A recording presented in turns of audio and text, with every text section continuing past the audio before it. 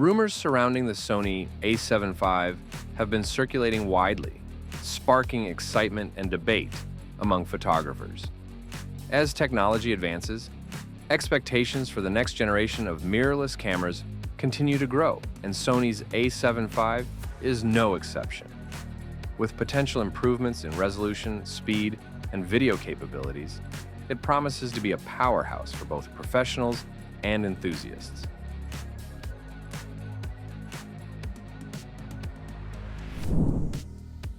The Sony A7V has been the subject of much speculation, with rumors suggesting that it could feature a 33-megapixel stacked sensor. This potential upgrade would likely bring improved speed, dynamic range, and low-light performance, which are all critical aspects for both professional and enthusiast photographers. The camera is also expected to offer 4K 60 FPS uncropped video, with a possibility of 8K recording capabilities, making it a strong contender in the hybrid camera market. Other rumored enhancements include improved autofocus with AI, better rolling shutter performance, and an advanced in-body image stabilization (IBIS) system. Despite the impressive rumors surrounding the A7V, I find myself uninterested in upgrading.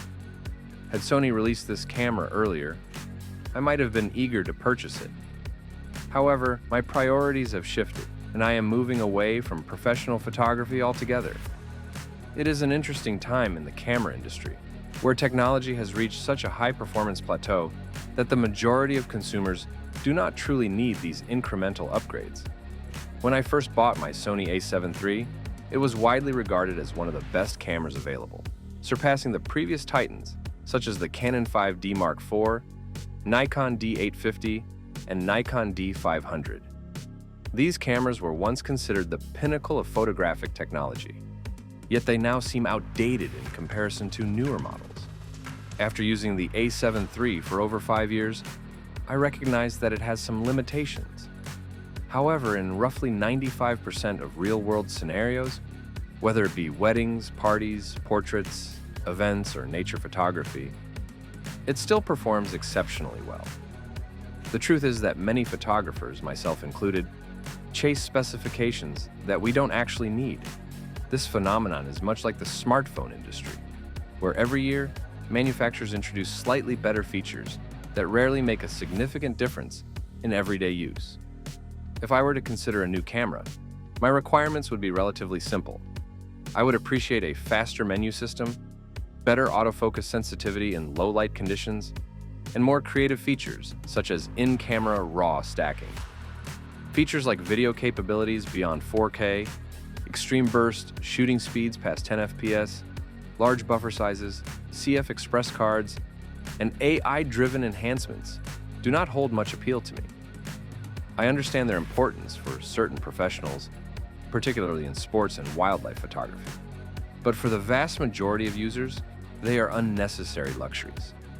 Sony would be wise to shift some of its focus towards making a new, affordable full-frame camera tailored for photographers first, rather than continuing to prioritize hybrid camera features. Imagine a $1,500 full-frame camera with the ergonomic design of the A9 III, the core specifications of the A7 III, and improved autofocus, IBIS, and menu navigation. That would be an instant buy for me. Instead of flooding the market with high-end, feature-packed cameras that only a small percentage of users can fully utilize, Sony should consider offering a streamlined, high-quality option that meets the real-world needs of the average photographer. The A7V may be an impressive piece of technology, but it is unlikely to change the game in a way that truly matters to most photographers. While some will undoubtedly find value in its rumored improvements, the reality is that we have reached a point where the difference between new and old models is less about necessity and more about preference. For now, I am content with my A7 III and see little reason to jump on the upgrade train just for the sake of it.